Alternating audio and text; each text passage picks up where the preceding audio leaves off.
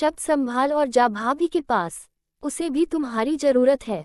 चल जा। राहुल शब्द से अलग हुआ और उसे वापस अंदर भेजते हुए धक्का दिया। राधिका भी राहुल के सीने से लगकर रो दी थी, मगर राहुल नम आंखों से शब्द को जाते हुए देख रहा था। अब आगे हमेशा की तरह आज भी इशिका जल्दी सुबह उठ गई थी और वो इस वक्त ड्रेसिंग एरिया के सामने बैठी तैयार हो रही थी। शब्द जिम में था। इशिका ने मैजेंटा कलर की नेट की साड़ी पहनी थी। बालों को उसने स्ट्रेट करके पीछे ओपन किया हुआ था। पिंक कलर की छोटी सी स्टोन वाली बिंदी, स्टाइलिश छोटे झुमके, मांग में शब्द के नाम का सिंदूर, गले में मंगलसूत्र, नाक में नोजई और हाथों में भरा चूड़ा पहने हुए खुद को आईने में देखते हुए अपने होठों को पिंक कलर की लिपस्टिक से रंग रही थी कि तभी शब्द भी अपने रूम में आता है। गेट खुलने की वजह से इशिका भी पलटकर गेट की तरफ देखती है। जिधर शब्द खड़ा उसे देखते हुए कहीं खोता जा रहा था। शब्द को इस तरह खुद को देखते हुए इशिका की नजरें झुक जाती हैं और शब्द के कदम अपने आप ही इशिका की तरफ बढ़ जाते हैं। शब्द को अपनी तरफ बढ़ता देख इशिका की धड़कनें बढ़ने लगती है, जिससे कि वो अपनी नजरें को इधर उधर नचाने लगती है। शब्द इशिका की कमर पर हाथ रख उसे झटके से खुद से सताता है, जिससे कि इशिका का सिर शब्द के खुले हुए चेस्ट से जा लगता है। इस वक्त शब्द ने ऊपर कुछ भी नहीं पहना हुआ था और वो इस वक्त लोअर में था। जिम की वजह से उसकी अपर बॉडी और चेहरे पर पसीने की बूंदें झलक रही थी और इशिका भी शब्द के पसीने की खुशबू में मदहोश होती जा रही थी। इशिका सिर उठाकर शब्द की तरफ देखती है, जो उसे बहुत प्यार से देख रहा था। शब्द इशिका के चेहरे को बहुत ध्यान से देख रहा था। उसकी मांग में सजा सिंदूर और गले में उसके नाम का मंगलसूत्र इशिका की खूबसूरती को और भी बढ़ा दिया था। ये देखकर शब्द हल्के से मुस्कुरा दिया। फिर इशिका के चेहरे पर आ रहे बालों को हल्के से उसके कान के पीछे लगाकर उसके कान पर हल्के से किस कर लिया। फिर धीरे से, माय ब्यूटीफुल वाइफ, तुम्हें देखकर मैं पागल हो रहा हूँ, कहकर शब्द उसके गाल पर किस कर लेता है। तभी अचानक से इशिका होश में आती है और देखती है कि शब्द अब भी वैसे ही दरवाजे पर खड़े होकर उसे ही देख रहा था। इशिका बिना कुछ कहे शब्द के बिल्कुल बगल से होते हुए बाहर निकल जाती है। इशिका को इस तरह जाता हुआ देख शब्द की आंखें भर आती है। वो मन में, आई नो इशी, तुम मुझसे बहुत नाराज हो, क्योंकि मुझसे नाराज होने की वजह भी कहीं ना कहीं मैंने ही तुमको दी है। तुमसे किया वादा तोड़ा है, मगर आई प्रॉमिस मैं सब ठीक कर दूंगा, तुम्हारे दिल को फिर से जीतूंगा, कहकर शब्द वॉशरूम में चला जाता है। रघुवंशी मैनसन। कबीर अभी अभी वॉशरूम से निकला था जब पायल उठकर बैठी थी। वो अभी भी नींद में ही थी।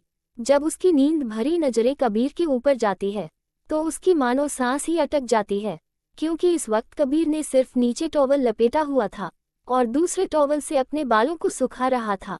कबीर के गीले बालों से टपकता पानी कबीर की मस्कुलर बॉडी पर गिर रहा था, जो उसे और भी अट्रैक्टिव बना रहा था। पायल तो जैसे सांस लेना भी भूल गई थी। उसे कबीर की अट्रैक्टिव बॉडी को देखकर कुछ अलग ही एहसास हो रहा था। तभी कबीर को भी अपने ऊपर किसी की नज़रों का एहसास होने लगता है, जिससे कि वो आईने से ही पायल की तरफ देखता है। पायल को इस तरह देखता देख कबीर के चेहरे पर मुस्कुराहट आ जाती है। वो पलटकर पायल की तरफ बढ़ने लगता है। कबीर बेड पर बैठी पायल के नज़दीक ही आकर बैठ जाता है और उसे प्यार से देखने लगता है। क्या हुआ स्वीट हार्ट, क्या मैं तुम्हें इतना अट्रैक्टिव लग रहा हूँ कि तुम मुझ पर से अपनी नज़रें भी नहीं हटा पा रही हो? कबीर पायल के कान के पास आकर कहता है और फिर उस पर बाइट करके हट जाता है, जिससे पायल की चीख निकल जाती है और वो अपने होश में आती है। ये क्या किया जंगली तुमने? पायल ने अपने कान को सहलाते हुए गुस्से से कबीर को देखा, जिस पर अभी अभी कबीर ने उसे काटा था। मैंने क्या किया स्वीट हार्ट? जो किया तुमने किया। तुम ही तो मुझे इतनी डेस्परेटली देख रही थी जैसे अभी खा जाओगी। मैंने तो बस तुम्हें होश में लाया है, कबीर ने चेहरे पर मासूमियत लाते हुए कहा। ओह हेलो मिस्टर जंगली, for you kind information I am pure vegetarian, so तुम्हें खाने का तो सवाल ही नहीं उठता, कहकर पायल कबीर के चेस्ट पर दोनों हाथों से पुश करके बिस्तर से उठ जाती है और वॉशरूम की तरफ चली जाती है। कबीर बस मुस्कुराते हुए पायल को वॉशरूम के अंदर जाते हुए देख रहा था। राठौर पैलेस। इशिका अपने रूम से नीचे आती है तो इशिका की नज़रें सभी के ऊपर जाती है, जो वहीं बड़े से हॉल में सोफे पर बैठे हुए थे।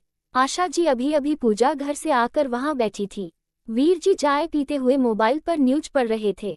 जगवंत जी लैपटॉप पर काम कर रहे थे। माया जी फोन पर अपनी किटी फ्रेंड्स के साथ शादी में हुई वाक्य को चुटकुलों की तरह सजाकर सुना रही थी और उन पर हंस भी रही थी। स्नेहा जी घर की मेड से नाश्ते की तैयारी करवा रही थी। राधिका राहुल आपस में ही लगे हुए थे और काया सोनिया के साथ अलग ही गुस्से से जली भुनी पड़ी थी। तभी सोनिया की भी नज़र ऊपर से नीचे आती इशिका पर पड़ती है। वो इशिका के पास आकर धीरे से, आज तुम यहाँ इस घर में शब्द बेबी की दुल्हन बनकर, उसकी वाइफ बनकर तो आ गई और इस घर की छत के नीचे खड़ी भी हो, बट रिमेंबर इट कि मैं तुम्हें यहाँ ज़्यादा दिन तक टिकने नहीं दूंगी। तुम्हें धक्के मारकर इस घर से और शब्द बेबी की जिंदगी से बाहर निकालूंगी और फिर उसकी वाइफ बनकर उसकी लाइफ में आकर रहूंगी, क्योंकि शब्द बेबी मेरा है। सोनिया सहगल का मार्क माई वर्ड्स। सोनिया की बात सुनकर इशिका हल्के से मुस्कुरा दी, जिसे देख सोनिया गुस्से से और चिढ़ गई। इशिका सोनिया के चेहरे को देखते हुए मुस्कुराते हुए बोली, सोनिया ख्वाब तुम बहुत अच्छे देखती हो, कुछ ख्वाब तो शायद तुम्हारे पूरे भी हो जाएं, मगर जिस ख्वाब की बात तुम अभी अभी कर रही हो ना, वो ख्वाब तुम्हारा कभी पूरा नहीं होने वाला, क्योंकि मुझे जिसकी पत्नी बनना था उनकी पत्नी बनकर मैं आ चुकी इस घर में। और अब रही इस घर से जाने की बात, तो जहां तक मैं जानती हूँ तुम इस घर में राधिका की फ्रेंड बतौर एक गेस्ट के रूप में रहती हो। इससे ज्यादा की तुम्हारी हैसियत नहीं, तो शब्द सर को पाने का ख्वाब तो तुम छोड़ ही दो। अब हटो रास्ते से, कहकर इशिका सोनिया को अपने एक हाथ से उसके कंधे से धक्का देकर आगे बढ़ जाती है। सोनिया जाती हुई इशिका को गुस्से से देख रही थी। इशिका आगे आए आशा जी के पैरों के पास झुक गई। आशा जी ने इशिका को अपने पैरों में झुके हुए देखा तो अपने पैर पीछे खींच लिए, फिर गुस्से से बोली, ये सब करने की तुम्हें कोई जरूरत नहीं है, क्योंकि हम इस शादी को नहीं मानते, और वैसे भी भले तुम इस घर में शब्द की पत्नी बनकर आए हो, मगर इस घर की बहू का दर्जा तुम्हें कभी नहीं मिलेगा। कहकर आशा जी अपने स्थान से उठ गई और वहां से जाते हुए बोली, स्नेहा आप हमारा नाश्ता हमारे कमरे में ही भेजवा दीजिएगा। कहकर आशा जी बिना इशिका की तरफ देखे वहां से चली गई। इशिका की आंखों से आंसू का एक कतरा आकर उसके गाल पर लुक गया। राधिका और राहुल को भी इशिका के लिए बहुत बुरा लगा। इशिका जगवंत जी और माया जी के पास गई और उनके पैरों की तरफ झुकने को हुई कि तभी जगवंत जी अपना लैपटॉप लेकर उठ खड़े हुए और वहां से चले गए। माया जी भी वहां फोन पर हेलो बोलती हुई वहां से चली गई। इशिका का मन भारी होने लगा।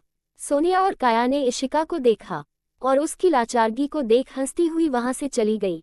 शब्द अपने कमरे से खड़ा सब कुछ देख रहा था। शब्द के भी दिल में एक टीस उठने लगी।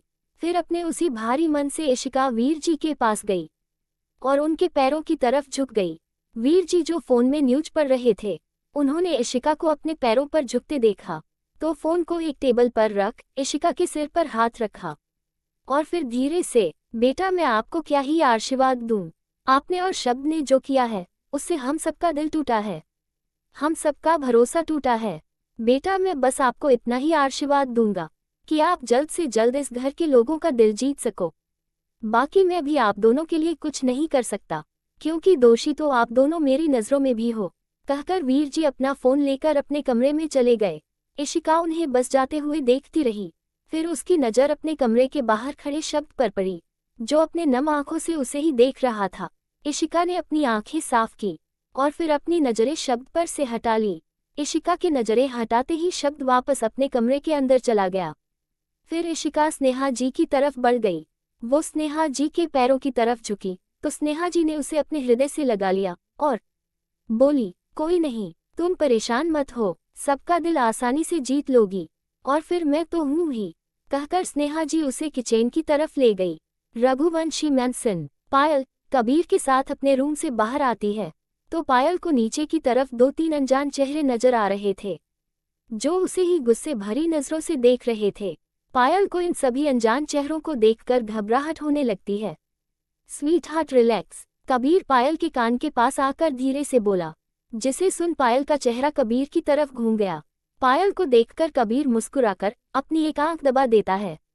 कबीर ये क्या हरकत है, तुमने शादी कर ली और हमें बताया भी नहीं। एक फैशनेबल लेडी जिसकी उम्र 48 से 49 के आसपास होगी, गुस्से से कबीर को देखते हुए बोली, मगर उनकी नज़रें बार बार पायल पर ही अटक रही थी। वो फैशनेबल लेडी कबीर की बुआ थी, जिसने महंगी भारी एम्ब्रॉयडरी वाली साड़ी, भारी बड़े बड़े हार, मोटे मोटे डायमंड के कंगन, आंखों पर लेंसेस और चेहरे पर लिपा पुता मेकअप, जो उसे काफी स्टाइलिश बनाने में पूरा योगदान दे रहे थे। कबीर और पायल नीचे आए और कबीर अपनी बुआ यानी यामिनी रायचंद के पैरों के पास झुक गया। यामिनी जी अपने पैरों को पीछे लेकर, हम यहाँ तुम दोनों को आशीर्वाद देने नहीं आए, बल्कि सवाल पूछने आए हैं कि तुमने किसके कहने पर शादी कर ली और किसी भी लड़की को इस घर में, इस घर की बहू बनाकर उठाकर ले आए। मैं पूछती हूँ किस हक से तुम इस लड़की को इस घर में लेकर आए हो। कबीर जो अब तक शांत खड़ा था, अपनी बुआ की बात सुनकर उसके चेहरे पर गुस्से की रेखा खींच गई। वो बोला, बुआ जी आप पहले बैठिए तो। कबीर अपने चेहरे पर मुस्कुराहट लाते हुए बोला। कबीर ने यामिनी जी को सोफे पर बैठाया। कबीर को इस तरह देखकर यामिनी जी की हालत खराब होने लगी। उनके माथे पर पसीने की बूंदें आने लगी। कबीर ने यामिनी जी को पसीने से लथपथ देखा तो उनके हाथ में पकड़े रुमाल को लेकर उससे उनके चेहरे पर आते पसीने को पोंछने लगा। फिर पोंछते हुए, हाँ तो क्या कह रही थी आप बुआ जी? ये लड़की कबीर ने थोड़ा जोर दिया, जिससे यामिनी जी की आंखें डर से फैल गई। वो डर से नामे सिर हिलाने लगी। यामिनी जी के साथ जो दो लोग थे उनमें से एक यामिनी जी का बेटा था आयुष, जिसकी उम्र लगभग कबीर जितनी थी, और उसके साथ एक लड़की भी थी जो यामिनी जी के साथ में थी। वेल बुआ जी ये लड़की मेरी पत्नी है, मेरी पायल है, मेरी स्वीट हार्ट है, ये मिसेज पायल कबीर रघुवंशी है। कबीर बोल ही रहा था कि तभी, तो फिर मैं कौन हूँ कबीर? पीछे से एक आवाज आई तो पायल और कबीर ने पलटकर उस तरफ देखा। जारी है लेखिका प्रियंका गुप्ता। तो अब ये कौन थी? सोचते रहिए। और आज का भाग आपको कैसा लगा बताएगा जरूर। आज का भाग आपको कैसा लगा कमेंट करके जरूर बताएगा। तो मिलते हैं अगले भाग में। और जिन लोगों ने मुझे सब्सक्राइब नहीं किया है अभी कर लीजिए, ताकि आपको मेरी कहानियों के नोटिफिकेशन सबसे पहले मिल सकें। Thanks for watching.